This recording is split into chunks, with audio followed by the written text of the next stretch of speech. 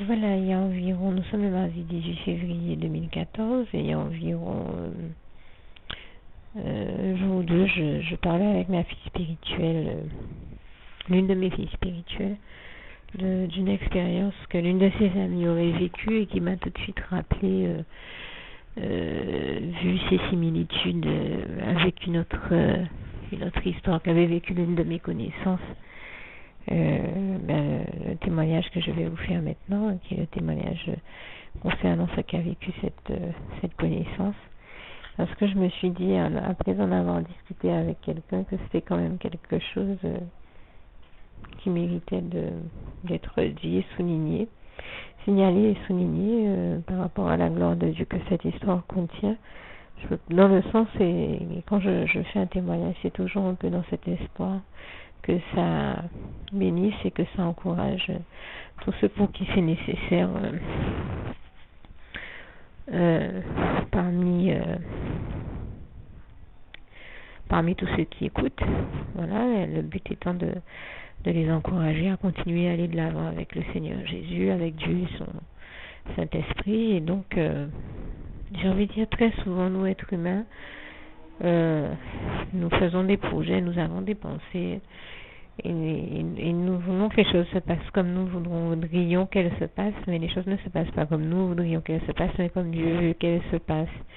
Et j'en veux pour preuve que deux passages attestent bien cette réalité-là. C'est le proverbe 23, le proverbe 19, verset 23, je crois, qui dit il y a beaucoup de projets dans le cœur de l'homme, mais seule la volonté de l'Éternel s'accomplit. Et je crois que c'est en Ésaïe 55, verset 6 à 9, on va dire, qu'il est aussi, ou peut-être un peu plus bas, qu'il est aussi écrit que le Seigneur nous dit, mes pensées ne sont pas vos pensées, et elles sont aussi éloignées. Vous irez voir le passage, donc moi je dis, etc., etc. Et pardonnez-moi si je n'en donne qu'un extrait. Comme je disais tout à l'heure, je suis vraiment dans un état de fatigue avancé, mais c'est tellement beau ce que j'ai vu Jésus faire aujourd'hui qu'il fallait que j'en témoigne. Et vraiment, je le dis là encore, je rends grâce et gloire à l'Éternel, notre Dieu. Toute la gloire revient à Dieu, à Jésus et à son Saint-Esprit. Donc concrètement, en fait, c'est une de mes connaissances qui me disait comment une fois, elle me disait une fois comment elle avait déjà eu 4 enfants, elle voulait 4 enfants. Une fois qu'elle a eu ses 4 enfants, eh bien, elle s'est dit que plutôt que de s'embêter à prendre la pilule ou d'autres traitements, elle va être un peu plus radicale, mais comment elle aura la certitude qu'elle n'aura plus d'enfants, ce qui ne la dérangeait pas dans la mesure où elle en avait déjà fait 4. Et elle a donc pris la décision de se faire ligaturer les trompes. Mais la seule chose, c'est que, comme elle me disait, c'est ce qu'elle avait décidé. Mais que Dieu, en fait, lui, en avait décidé autrement. Et Dieu lui a démontré que même dans la situation où elle était, même avec